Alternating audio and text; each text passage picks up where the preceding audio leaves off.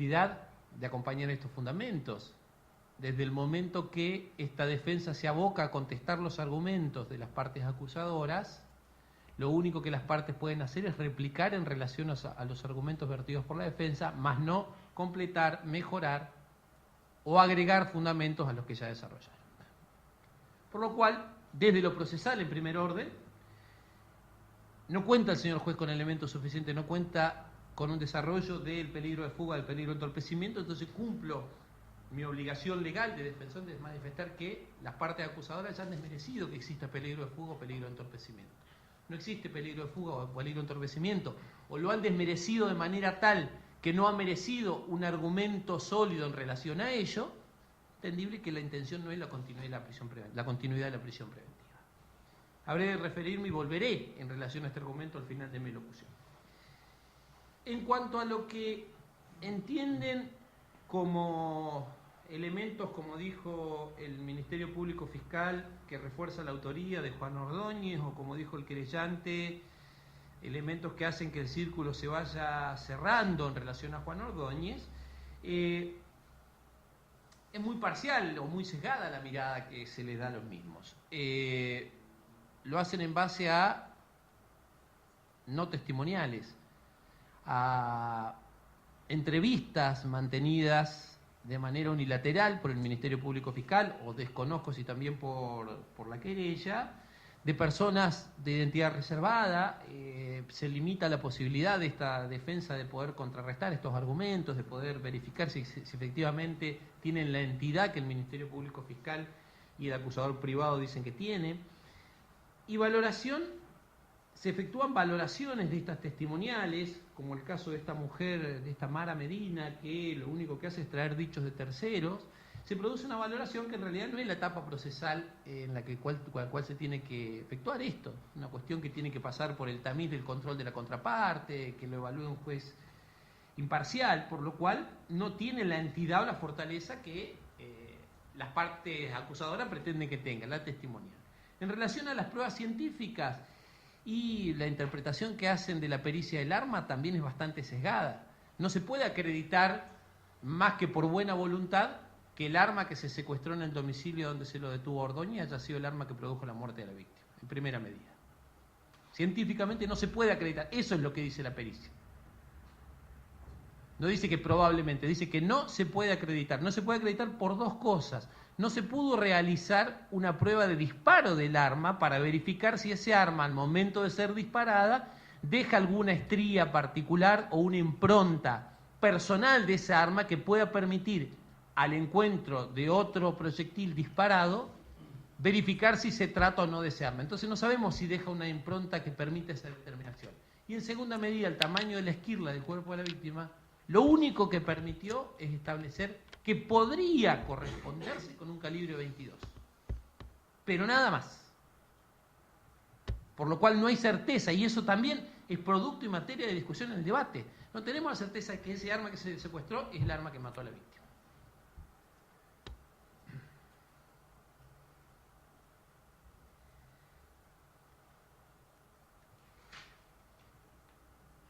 En relación a las medidas que restan realizarse, son medidas en primer orden de carácter científico, de carácter técnico, el control, el procesamiento en realidad el examen de alrededor de 21, 22 teléfonos, según el número que el Ministerio Público Fiscal viene manejando. Se secuestraron cerca de 31 y se han peritado a la fecha 8 o 9, pericia que se realiza en la ciudad de Rawson.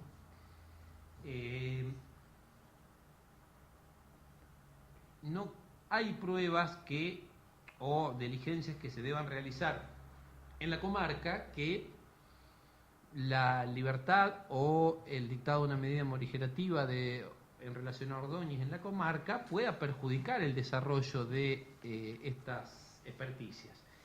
Dice el Código Procesal Penal que cuando el motivo en el que se funda la medida sea el entorpecimiento de la actividad procesal, se fijará el plazo necesario para la realización de la prueba. O sea, deberíamos saber qué prueba es en qué afecta que Ordóñez esté o en libertad o cumpliendo un arresto domiciliario y de qué manera podría él entorpecer.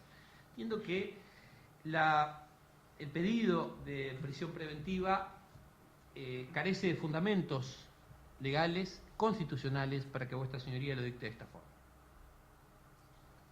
Por lo cual, habré de referirme al plazo antes de terminar. Entiendo también el plazo carente de razonabilidad. Venimos desde el 19 de febrero del corriente año. En aquella oportunidad ya el acusador público, en soledad, todavía no estaba constituido querellante, había requerido la prisión preventiva por 90 días, si no me traiciona la memoria. Vuestra señoría entendió razonable el plazo de 30 días para la realización de la medida que en ese momento se detallaron. Cumplido este plazo, se realizó la revisión legal como corresponde y nuevamente el fiscal solicitó la renovación de la medida con los fundamentos que desarrolló en aquella oportunidad, solicitando 30 días la medida que fue acogida por vuestra señoría de manera correcta, entiendo, y es lo que hoy estamos revisando. Avanzada la investigación, como ha avanzado y como dan cuenta los acusadores que ha avanzado hasta el momento, no existe fundamento alguno para que hoy se dicte una prisión preventiva por el doble de tiempo de lo que se dictó la última, o por el mismo lapso de tiempo que en su momento se negó cuando se requirió en aquella oportunidad. También el plazo carece de razonabilidad.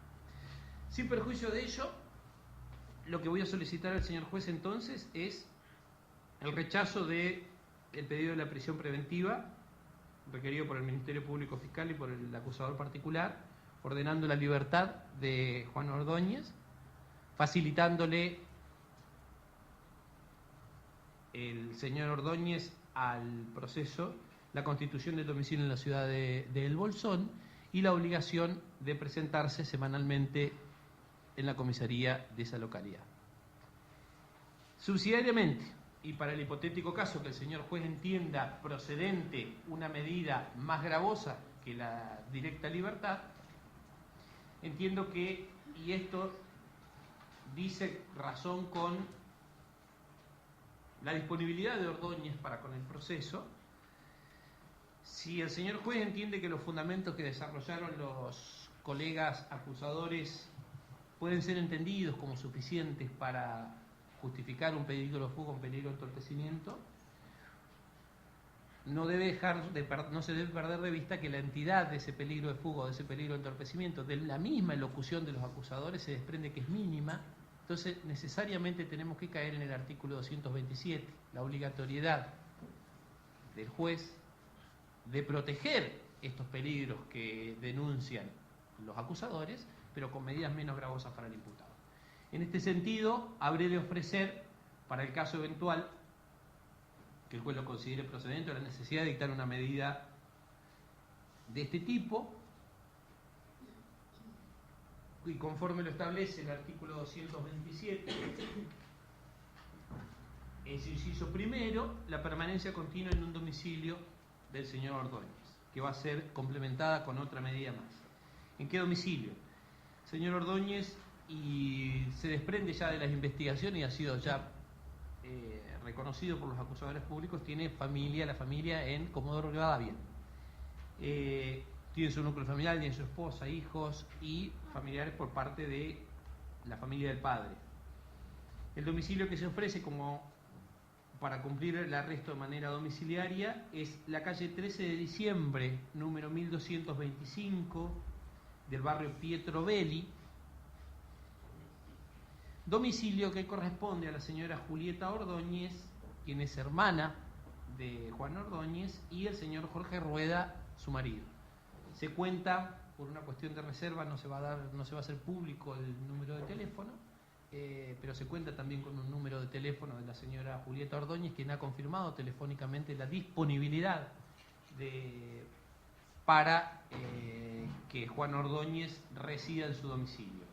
Esta situación puede ser fácilmente acreditada a través de comisaría de Comodoro Rivadavia, que se verifique el domicilio previo al traslado del mismo, y como decía, se puede complementar esta medida para seguridad de las partes con un control semanal efectuado por algún personal policial, no una consigna o comisión policial permanente en el domicilio, sino como ha sido de estilo en otras carpetas.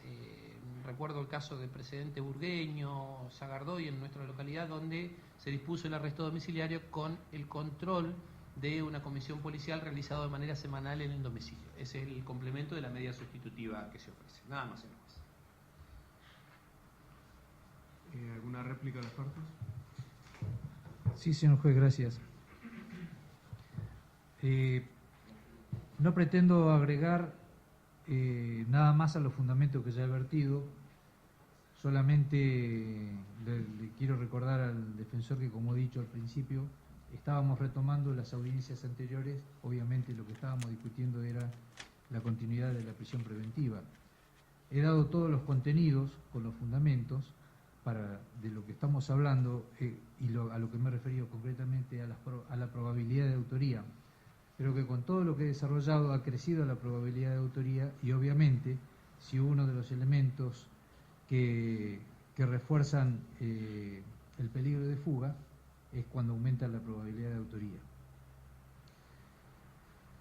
El peligro de entorpecimiento, obviamente que ya está, es sabido que no podrá entorpecer una prueba científica, pero le puedo asegurar, señor juez, que los testimonios que son pocos pero muy importantes, es muy costoso conseguirlos, porque aún con reserva de identidad y aún sin saber a la fecha si este testigo está dispuesto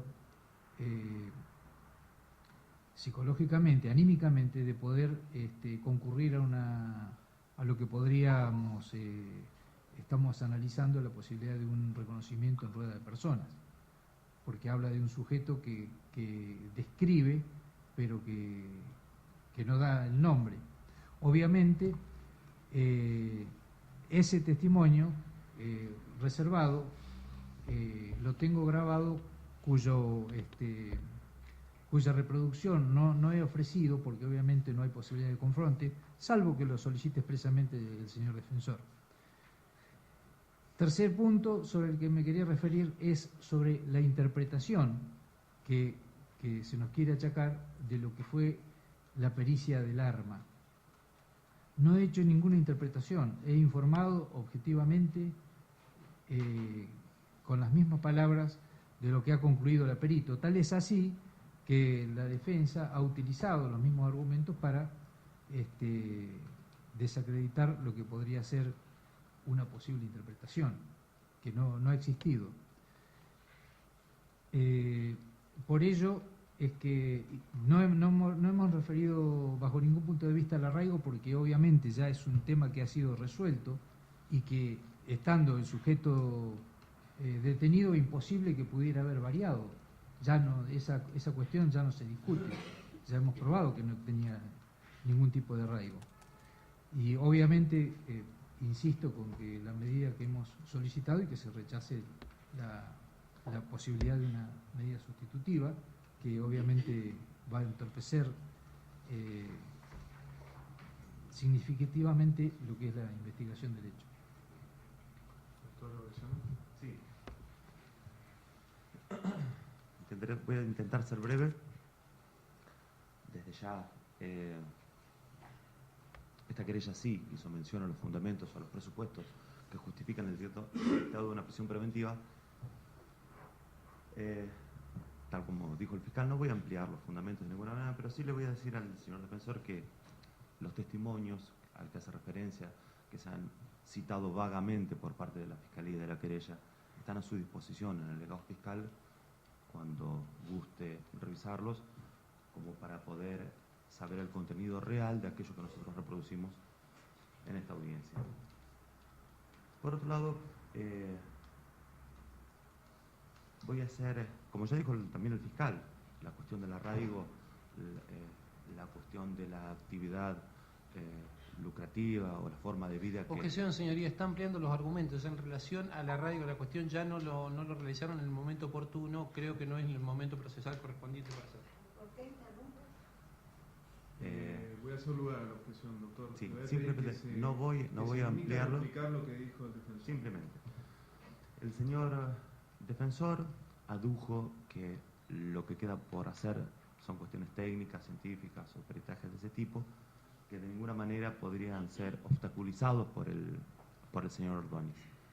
Me permito disentir con el señor defensor y aclarar que los medios de prueba, las medidas de prueba ya fueron producidas y lo que queda por hacer ahora y que justifica justamente el mantenimiento de la prisión preventiva es que del análisis de esa información, de esos datos, como dijo el señor fiscal, de 650 páginas de un teléfono, de los tantos teléfonos que hay secuestrados, nos va a permitir obtener datos, personas, concretamente contactos que han tenido los usuarios de estos teléfonos, a los cuales necesariamente hay que entrevistar.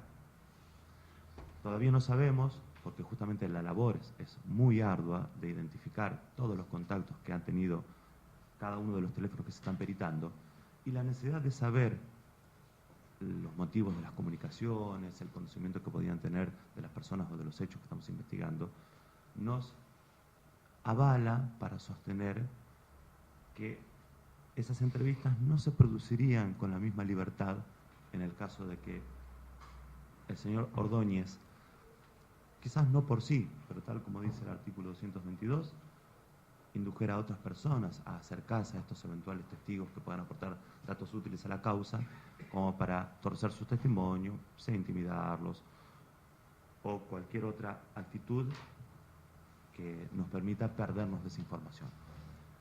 Aclarar eso, fundamental, me parece que es fundamental para que entienda también el señor juez la razonabilidad del pedido de 60 días, tiene que ver justamente con que nos hemos topado en el curso de esta investigación con un cúmulo de información muy difícil de manejar, de entender, de enfrentar a otros datos que también manejamos, y que fundamentalmente de esa información que hay que analizar no son simplemente cuestiones técnicas. De esas cuestiones técnicas surgen las necesidades de producir, como dije recién, entrevistas que, lo subrayo una vez más, no serían expresadas con la misma libertad, estando el señor Ordóñez en libertad, que manteniendo el status quo de la prisión preventiva por los 60 días. El señor defensor también habló de la disponibilidad del señor Ordóñez para con el proceso.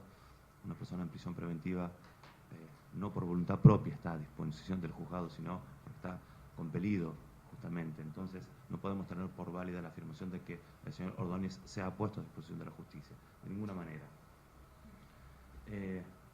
No quiero justamente caer en esto que el señor defensor teme y dice estar impedido procesalmente de ampliar los fundamentos.